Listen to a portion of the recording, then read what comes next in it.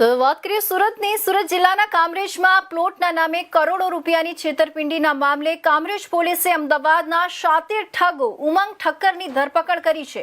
આરોપીએ ખોલવડ ગામમાં નિર્માણ નામનો પ્રોજેક્ટ બતાવી નિર્દોષ લોકોને પ્લોટ આપવાની લાલચ આપી અંદાજે 1,56,00,000ની છેતરપિંડી આચરી હતી.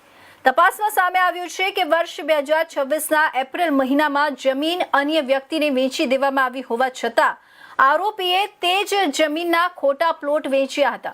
એટલું જ નહીં, જમીનનું ટાઇટલ ક્લિયર ન હોવા છતાં ખુલ્લા પ્લોટનું બુકિંગ લઈને લોકો પાસેથી મોટી રકમ ઉઘરાવવામાં આવી હતી. આ કૌભાંડમાં 15થી વધુ લોકોએ પોતાના જીવનભરની કમાણી ગુમાવી હોવાનું સામે આવ્યું છે. ભોગ બનનારાઓની ફરિયાદના આધારે કામરેજ પોલીસે ગુનો નોંધી તપાસ શરૂ કરી હતી. આરોપી લાંબા સમયથી પોલીસ પકડથી દૂર ફરાર હતો અને રાજકીય વગનો ઉપયોગ કરીને કાયદાની પકડથી બચવાનો પ્રયાસ કરતો હોવાનો પણ આક્ષેપ છે. જો કે આખરે કામરેજ પોલીસે આરોપીને ઝડપી પાડી જેલના હવાલે કર્યો છે. હવે પોલીસે સમગ્ર કૌભાંડમાં અન્ય કોઈની સંડોવણી છે કે નહીં તેમજ વધુ ભોગ બનનારાઓ અંગે પણ તપાસ શરૂ કરી છે.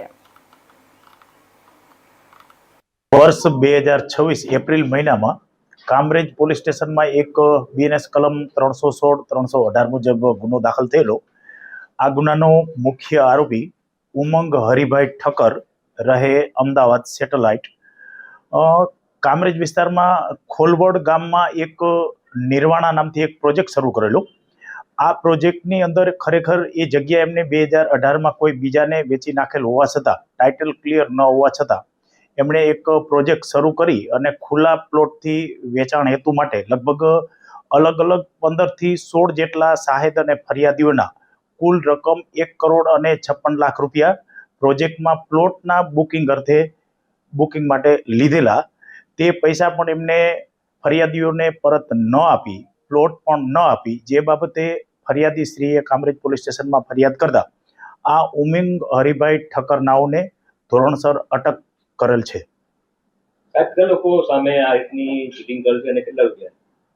ટોટલ રકમ અમારી તપાસમાં હજી 1,56,00,000 રૂપિયા આવેલ છે. બાકી હજી ફર્ધર ઇન્વેસ્ટિગેશનમાં ખબર પડશે.